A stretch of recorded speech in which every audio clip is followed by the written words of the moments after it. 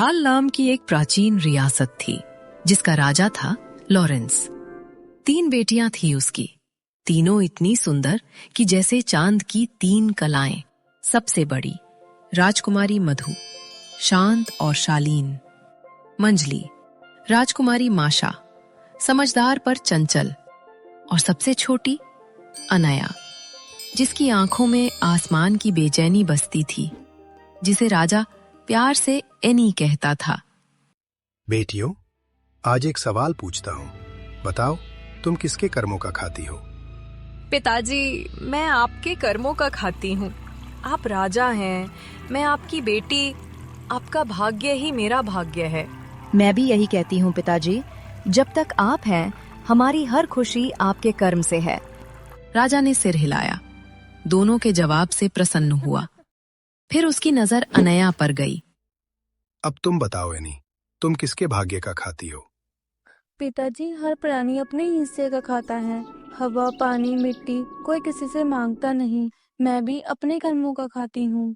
तो फिर जा, अपने कर्मों से ही पेट भर लेना। आज से तेरे लिए इस महल में कोई जगह नहीं। एक पल में राजकुमारी की जिंदगी छिन गई।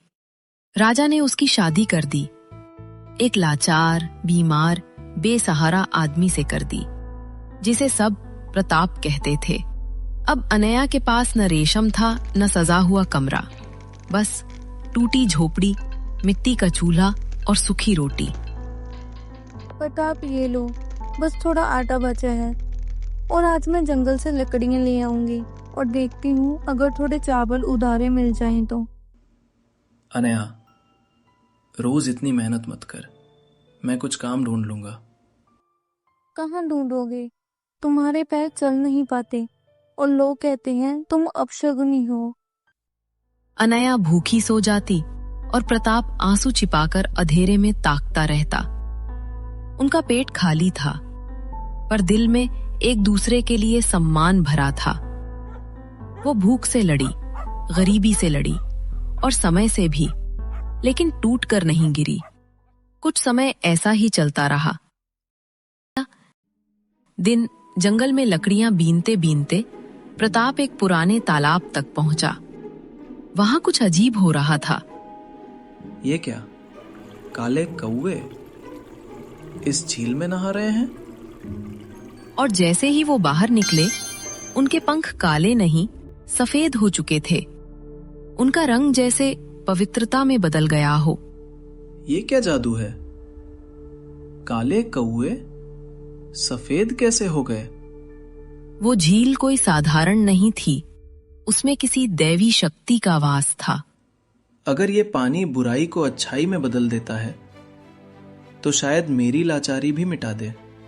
उसने अपने शरीर को झील में डुबो दिया। पानी ने जैसे उसकी बीमारी, उसका दर्द खींच लिया। और जब वो बाहर आया, वो पूरी तरह बदल चुका था। मजबूत, स्वस्थ और चमकता चेहरा। पर उसने अपना एक हाथ झील से बाहर रखा। प्रताप, कहाँ हो तुम? अनया ने देखा, सामने एक सुंदर स्वस्थ आदमी खड़ा था। वो उसे नहीं पहचान पा रही थी। कौन हो तुम? मेरे प्रताप कहाँ हैं? अगर तुम सच में मुझे नहीं पहचानती हो, तो मेरा ये एक हाथ देखो, जो मैंने इस झील में नहीं डाला। क्या ये सच है? तुम सच में ठीक हो गए? हाँ अनया, लेकिन देखो, गरीबी अब भी हमारी साथी है। कर्म बदल गए हैं, मगर हालत नहीं। उन्होंने ठान लिया, मेहनत से अपनी किस्मत बदलेंगे। अब वो भीख नहीं मांगते थे, काम ढूंढते थे, लोगों की मदद करते थे।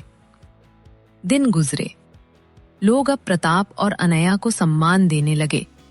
उनकी मेहनत और ईमानदारी की चर्चा पूरे राज्य में फैल गई। अरे वो देखो, वही लाचार आदमी अब दूसरों के लिए घर बनवा रहा है। कर्मों ने हमें गिराया भी और उठाया भी। एक दिन पड़ोसी राज्य का बूढ़ा राजा बोला, कल जो सबसे पहले मुझे मिलेगा वही मेरा उत्तराधिकारी होगा।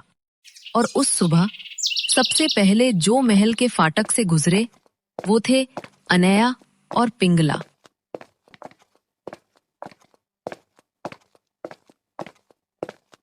तुम दोनों में सच्चाई झलकती है।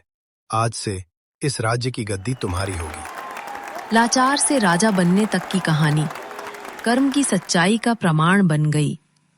अब अनया एक रानी थी, वही लड़की जिसे उसके पिता ने ठुकराया था। राजा लॉरेंस गरीब और भूखा होकर उसी महल में खाना खाने आया। भीड़ में बैठा, सिर झुकाए, अपनी बेटी को पहचानने से बच रहा था। उस बूढ़े व्यक्ति को बुलाओ।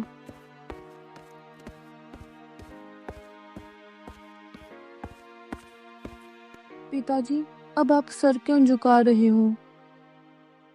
बेटी, मैंने तुझसे कहा था अपने कर्म का खा। आज मैं देख रहा हूं तू सच में अपने कर्म का फल खा रही है और मैं अपने कर्म का दंड।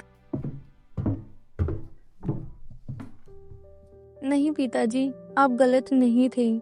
हर इंसान अपने कर्म का ही खाता है। बस फर्क इतना है, मैंने कर्म बोए और आपने शब्द। उस दिन राजा रो पड़ा और अनया ने उसे गले लगा लिया। झील का जादू सिर्फ शरीर नहीं, आत्मा भी बदल चुका था। समय का चक्र सब देखता है, राजा हो या रंक, कर्म सबका हिसाब रखता है। जो दूसरों को ठुकराता है वो खुद ठोकर खाता है, और जो सच्चाई से चलता है वो कभी नहीं गिरता।